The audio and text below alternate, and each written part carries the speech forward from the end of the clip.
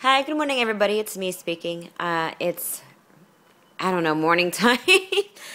Anyway, I just wanted to discuss what's inside my makeup bag. I'm actually quite excited about this new makeup bag because it's something that I've thought about for a very long time in terms of what I wanted. So, of course, I'll discuss the contents and what's inside of it as well, and my respective thoughts on them as well.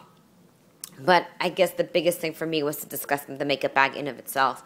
Because, I've owned makeup bags before, and of course, I tend to destroy bags really easily. And I've noticed what they all had in common was that they were all like cotton or cloth bags, canvas, different materials, but they were all just like cloth material based. And so with that being said, I wanted something that was a bit more durable in terms of just something that would last me a bit longer. In terms of just, it would last me more than a couple months. Anyway, I just wanted to say a couple things up front. Please forgive me. I have a really stuffy nose, and it's just been like the constant weather change for me.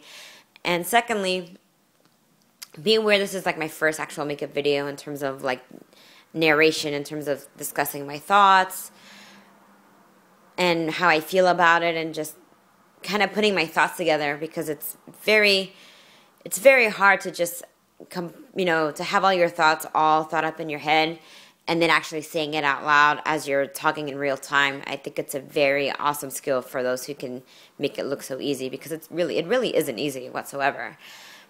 So anyway, back to the video. Or back to the focus of the video for that matter. In terms of my makeup bag. So this is, like I said, it was a really structured thought process in terms of what I wanted. So in terms of, like I said, I knew I wanted a leather bag so it would last me something a bit longer. And I also knew I didn't want something very, very big. The reason being because what I carry with me every day is my computer. And the bag that holds the computer is specifically designed for the computer, so I can't hold much else in the bag, which is a little cumbersome sometimes. So I knew I wanted a makeup bag that was very slender in depth. As you can flip the bag over like this, right? So I kind of knew those two things. And another third thing, I guess, in terms of what I wanted, I didn't want anything very flashy in terms of what, like, having the brand all over the bag. Like Louis Vuitton is notorious for that, right? Or Chanel, for that matter. And so it came the biggest question in terms of the makeup bag in of itself, how much I wanted to spend on it. So I thought there, and I thought for a long time, I'm like, well, if I'm going to get something that's going to last me a bit longer, or, I want something that would last me a longer time, I should spend a bit more money on it.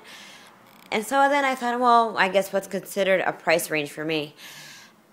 I looked at Target online, Macy's, different places, different price points, and, and I thought to myself, I'm like, wait a minute, I need to, like, stop and think to myself, if I spend $60 on lipsticks, $120 foundations, or whatever I spend on makeup, I mean, obviously it's not drugstore pricing in terms of what I spend.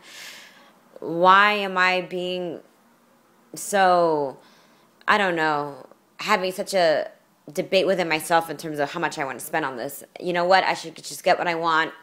If this is going to last me a long time, and if it's going to cost me, hundreds of dollars, so be it.